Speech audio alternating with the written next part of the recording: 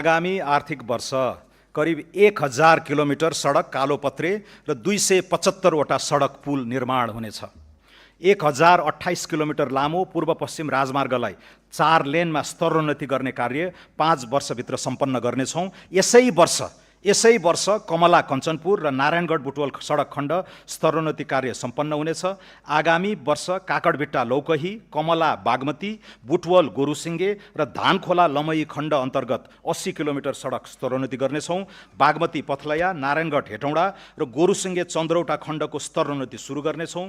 पकली कञ्चनपुर, चन्द्रौटा धानखोला र कोवलपुर गड्डा चौकी सडक खण्डको स्तरोन्नतिको अध्ययन सम्पन्न गर्नेछौँ। पूर्व पश्चिम राजमार्गको लागि रु 37 अर्ब 46 करोड विनियोजन गरेको छु।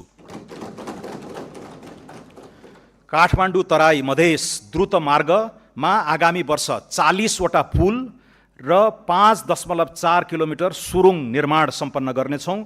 द्रुत मार्गको लिङ्क रोड निर्माण सुरु गर्नेछौँ। यस मार्गको लागि रु 17 अर्ब 64 करोड विनियोजन गरेको छु। हुलाकी राजमार्ग आगामी 3 वर्षभित्र निर्माण सम्पन्न गर्नेछौँ। यस अन्तर्गत घना बस्ती भएको स्थानबाट राजमार्ग चौडा गर्ने कार्य सुरु गर्दै 8वटा सडक पुल निर्माण सम्पन्न गर्नेछौँ। यस राजमार्गको लागि रु 4 अर्ब 65 करोड विनियोजन गरेको छु।